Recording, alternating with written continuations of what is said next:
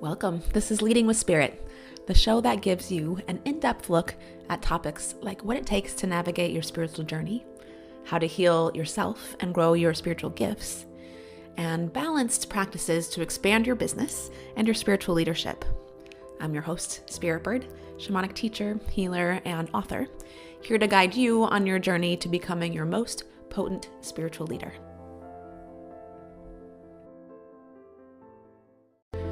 Have you been hearing the call to expand your spiritual gifts and step into your next level of conscious leadership?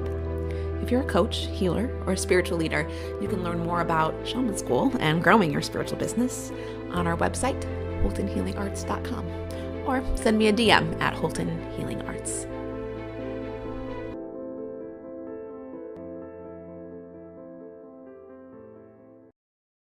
You want a roller coaster ride?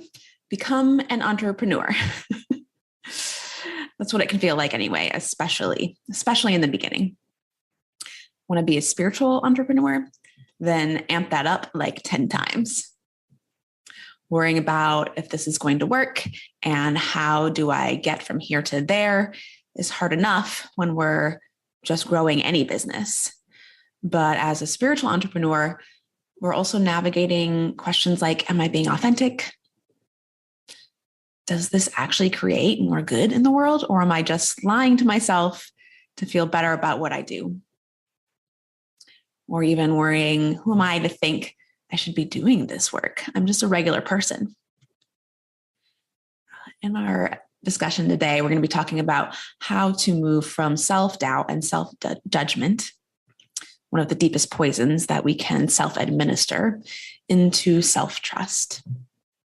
Being a spiritual entrepreneur doesn't actually have to be a roller coaster ride. And the way we steady our path is by deepening our self-trust.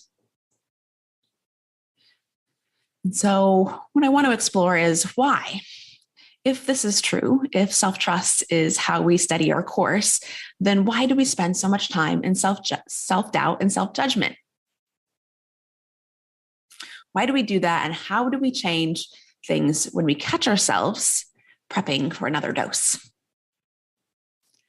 Today, I want to share the 3 teachings I've learned to help me get through the biggest moments of self-doubt and through my own moments of fear of judgment, and moving through that in a way that's allowed me to not only grow my business, but do other fun things like participate in summits, get invited to events, ask to lead ceremony, and stay connected to the vision growing inside me that's informed by the earth herself. Those 3 things are being centered in self, being humble, and being skilled at navigating self-judgment. I've been at this work for quite a few years now, and I've recently noticed after all these years, I've noticed that one of the things that I do to sabotage myself is actually the self-doubt. We all have our own particular flavor of what our self-doubt looks like. For me, I'm focused on what if I'm the bad guy? That's my question that I have spiraling around in my system. Especially when I started, it was almost constantly. Others might be, what if I mess up? Or what if they hate me? Or what if I look dumb? Or what will my family think? Or what if I'm not organized enough, right? So that self-doubt is my go-to tool for slowing myself down and holding myself back. And I noticed whenever I would get into these spirals of self-doubt, it was actually directly linked to when I was in a place where I was about to advance or grow or take the next step in, myself or in my business. It happened before I publicly shared that I do shamanic healing work for the first time. I got in that spiral before I did my first live event. It happened before I launched Shaman School. It happened when I doubled the value that Shaman School delivers and also raised my prices. It happened when I went from working with beginners to advanced coaches and healers. And right, so what I was noticing is that self-sabotage pattern. And whenever I'm just before that threshold of moving into that next place, that's where I bring in the self-doubt. And of course I would, right? Of course we would do that. It's our mechanism to slow ourselves down and keep things the same. We all know that the ego's job is to keep us safe, but the ego only understands that in the context that safety means sameness. Being like other people, or being like how we've always been and the way that we've always been. So what's really happening is I'm about to grow. And a part of me is afraid of the unknown. Who am I becoming? What will it be like? And in that moment, we stand before the void. Who am I becoming is standing before the void. And in an effort to escape the hollowness of that big unknown, the mind fills it with traps and questions and inner conflict. What if I'm being selfish? What if I'm only in it for me? And then I become just like every other shallow spiritual coach or greedy businessman. And if I find myself going down the internet rabbit hole and following people who do have judgment about what I do, which is something that I often do to myself, I'll get in that spiral of self-doubt. And in an effort to try to escape, I'll actually go further into who will affirm my doubt. Right? And so I start looking for people that are going to object to what I do, actually seeking it out. And in that process, I start to take the power out of my own body in preparation of handing it over to them for them to tell me why I'm bad.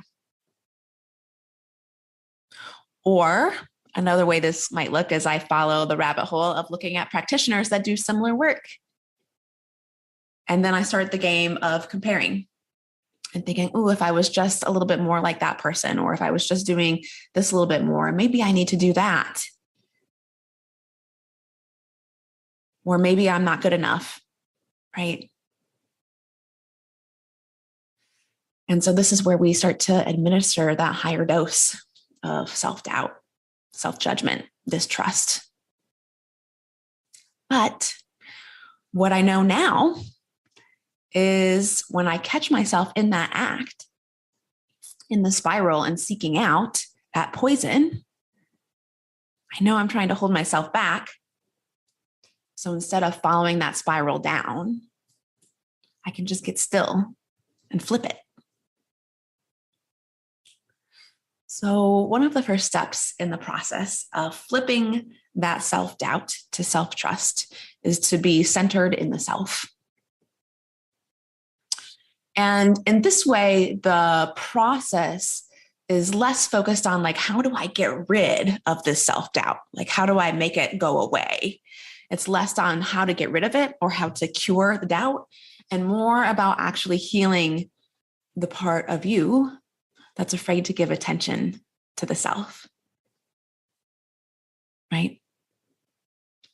We need to give ourselves permission to focus on ourselves, because that's how we find our clear, authentic voice, which is actually needed for a thriving business, right?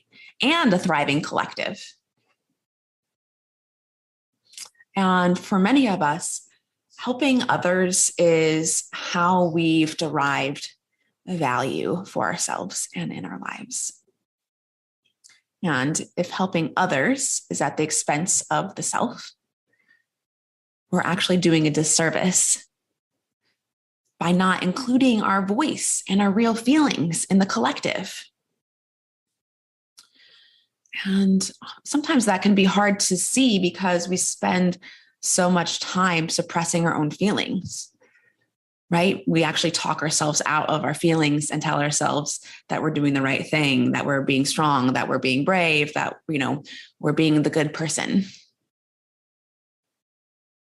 We see this with a lot of marriages too, where one partner feels they can't do what they really want to do because the other partner isn't in support, either doesn't believe in what they do or feels like it's not practical, or because it's not, the conventional way of doing things, that it's a waste of time. Or I see this a lot where one of the partners in the marriage is so busy working for their other partner's dream instead of actually working on their own personal part of their shared dream, right? And for, again, a lot of us, our value has been, what's been taught to us is our value comes from putting other people first and making ourselves small. Not just in helping others, but especially in being who we are, especially women in particular, right? Where we're actually taught our value is from being small in our, in our body, making our body smaller. Our value comes from, doing volunteer work, especially within the church, right? Be a good wife and do the volunteer work, but you certainly wouldn't want to grow your bank account, keep your bank account small. That's how you know you're really good, right? So it can be scary to focus on others, or to focus on ourselves instead of others. But what happens when we try to not focus on ourselves, right, and be good, is we end up subconsciously obsessing about ourselves. And it's all under the surface level. It looks like, why doesn't anybody pay attention to me? Why don't people notice me? When is it my turn? How come she gets to do this?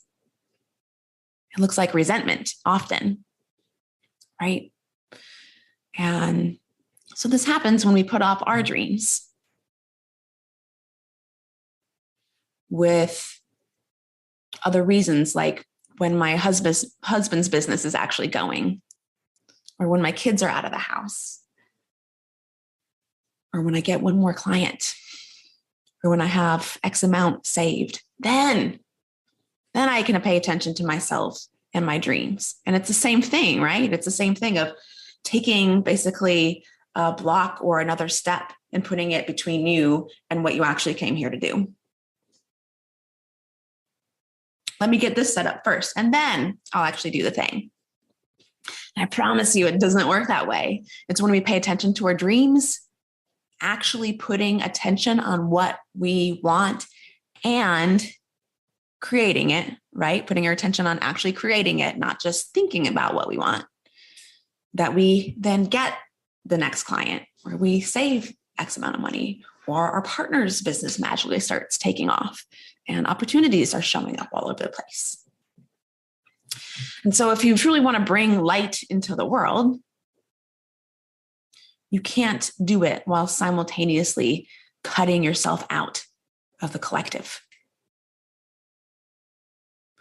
You're designed to do a thing, to serve a function. So do it. And if you're a practitioner or a coach or a healer, but still aren't quite sure what that thing is, or it's time to grow into something different and you're stuck on the self-doubt, message me, because that's exactly what we do. We get you clear on that purpose and how to deliver it and committed to seeing it through. So once I bring myself back to my center, and that can actually look like calling my energy back, noticing where I've been putting my energy into somebody else and actively calling it back into myself. That can look like, right, catching myself when I'm going down that rabbit hole on the internet and stopping and centering back in myself. And from there, the second stage in the process of flipping that self-doubt into self-trust is humility.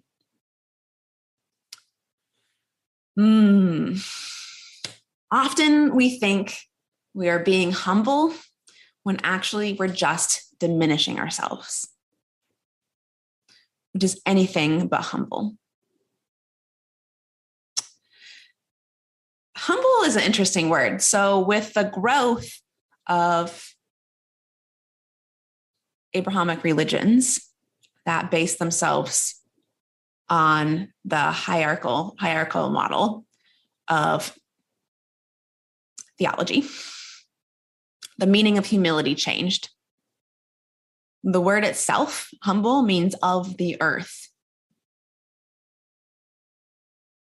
And when we, as a collective, started to dismantle the circular or the collective structures and way of being in favor of the hierarchy, right? In that process, we put God above humans and humans above the earth. And so in that process, humble, meaning of the earth, became to mean less than. So often we downplay our power so we don't attract attention or get attacked. This is being less than we actually are. But when we remember humility is actually being of the earth, we can remember our sacred mission, that we came here to earth to be. I struggle with the mission Earth is whispering to me at times. I'm actually very interested in removing the hierarchy within the belief system that spiritual teachers are above others, especially within shamanism. And I know that it's hurtful to people. That suggestion is hurtful to people and to some cultures, right? And I can compare it when I think of yoga and speak with, real yoga masters that are really living that life. And I know it's frustrating to them to be that devout and to devote so much of your life to embodying what that work truly is, all parts of it. I know that's frustrating to be living that life and then see somebody who's misinformed, who's taken maybe a teacher training or done a few classes, and they think that that's the same thing, that they think they're living the yoga life, and maybe they're only focused on, making their body nice, right? So we see that happen. And the positives of yoga being more widespread far outweigh the negatives.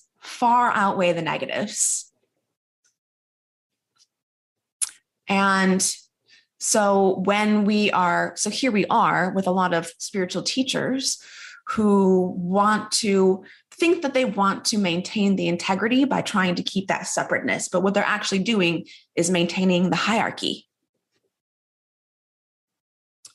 And that's what I want to dismantle.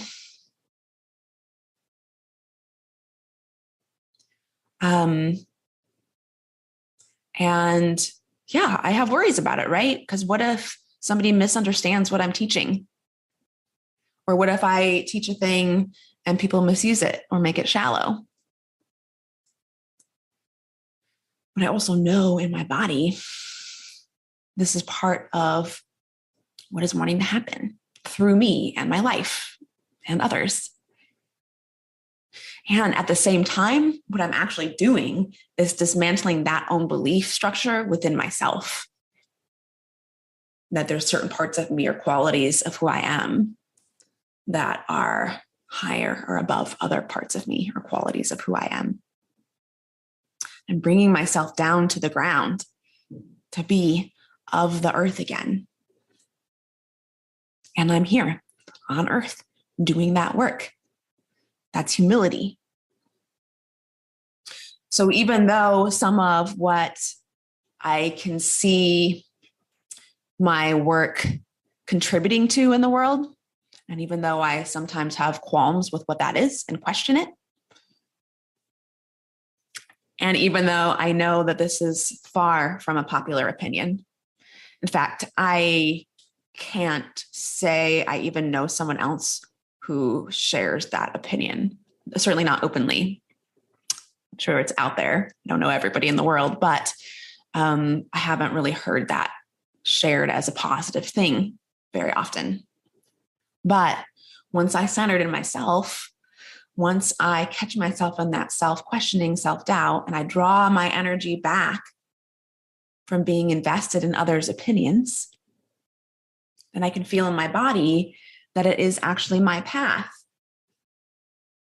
In fact, one of the reasons people work with me is I can feel and find where their opening is too, and help them create that business of purpose. Those openings are there because they do see something that needs to change. But where we get the support and the coaching is when we're afraid of what that might mean. And so what it looks like in our system is lack of clarity, but we do know, and there is an opening. And so it's just the act and the work on moving through that self-doubt, right? Often when we're given seeings that have us stray from the pack, it's because the pack too needs a change. And it's everybody in the pack and their own longing within and the desire for something new and something whole that leads the earth to create an opening through us. And so you might be that one in your seeing. But when it feels like you're straying from the pack, it shows up as being unclear and self-doubt. And so when we want to argue, when I want to argue with myself and say like, oh no, that's wrong, I got to come back to humility. And I have to ask myself, if I can feel this in my body, and if I can feel this opening coming through me from the earth, who am I to think that I know better than spirit? Humility is about listening, hearing the messages, hearing the teaching, and not overriding it with the what ifs, or this doesn't apply to me, or I know better. Who am I to think that I'm not that one? If God gave you a gift, who are you to be like, but I'm just little me? Or, but I don't know about technology. Or, but my husband doesn't like it. Right?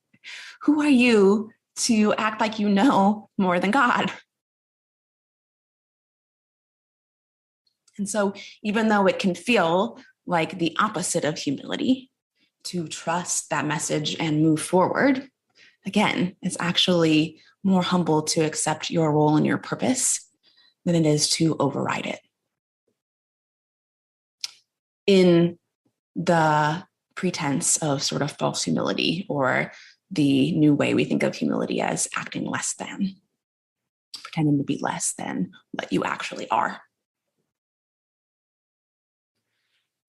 So, and the third part of moving through the self-doubt and turning self-doubt into self-trust is learning how to navigate judgment.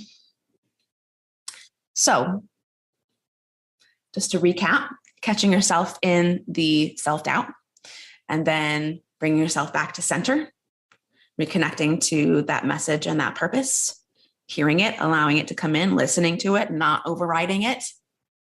And then what will happen is you most certainly will face judgment from others. Every time I get close to a breakthrough, I also subconsciously bring in a reflection or reaction from someone in the form of judgment. They'll locate the place in me where I have distrust and question and attack me about that very thing. Sometimes I even sneak it out, right? When I go down the internet rabbit hole and like look for somebody who I know will tell me that I'm wrong. And I have to step back and find my knowing again, instead of floating off in the worry. I have to draw my energy back in, recenter myself in the humility of my work. I can take criticisms and reflections and learn, right? It's not a matter of becoming this like shell that just doesn't listen to any outside opinion, right? I can listen to them and take things in and learn, but I don't have to embody the judgment that comes along with it. And I don't have to apologize or explain myself. So a little bit of questioning is good, right?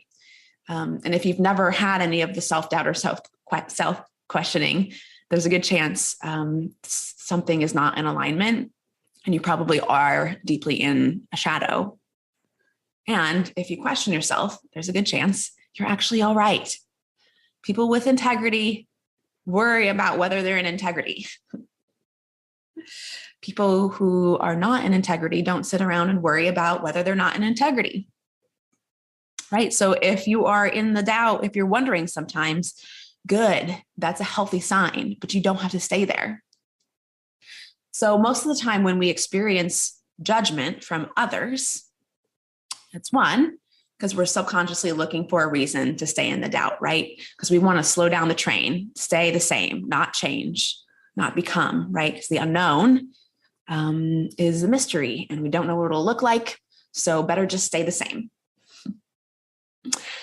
The other reason we experience judgment from others, or how to move through it when we do, because there will always be, if not actual judgment, difference of opinions, because they're on the other side of the wheel. They're in a different cycle. And we have to remember that we all have different experiences and are in different curriculums and different cycles.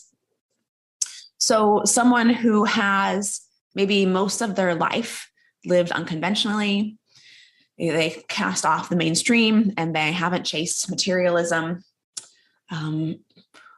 When they are being called to maybe grow their work or grow their business, come join the world economy, or when they have a dream, when they've been given a dream about maybe a wellness center or retreat center, right? After having lived unconventionally for so long, they're likely in a curriculum where they're learning to heal that judgment they had about those on the other side of the wheel from them. So their judgment that they've had about those that appear to live materialistically or have things.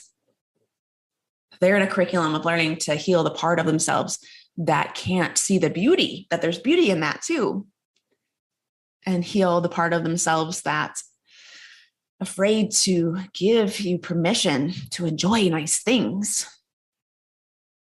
And so if you're on that curriculum, what the habit can be is to start to move in that direction where you're healing that part of yourself, learning how to run a business or learning how to build up credit, learning how to do what you need to do so you can purchase the property so you can own that retreat center. Learning how to hone your gifts and offer them so that when you have the retreat center, there's something that you can do there, right? And so if you're on that path, it's not about going to the extreme where you were. It's not about giving up on all of that and going further away, but coming back to the middle, right? Always coming back to center. And so you were on that side of the wheel and maybe you looked across and you actually have judgment too. Maybe you were living an unmaterialistic life and you had judgment on those that lived materially, right? Now you're on the other side of the wheel. You've been invited to that side to heal that part of yourself and also to gain understanding. That's compassion, right? Actually having the experience where we now can understand something that we didn't understand before. And so it's not only about being able to move through the fear of others judging you, but also being able to heal where you also had judgment. And right, so people who aren't where you are might show up and it might look like judgment, but it's fine. It's not their time to heal that. And we still need people out there challenging others, right? From becoming mindless in their actions. So you can question yourself, but you don't have to embody somebody else's judgment. Just have to remember they're on the other side of the circle. right?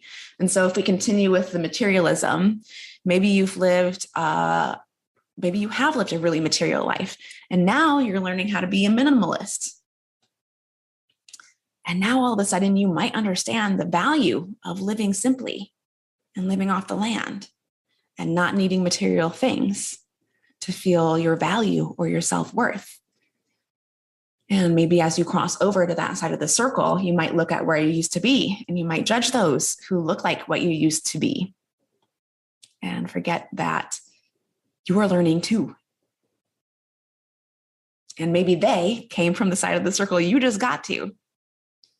And people might look at you and think they're better than you because they have nice things, right? And you don't.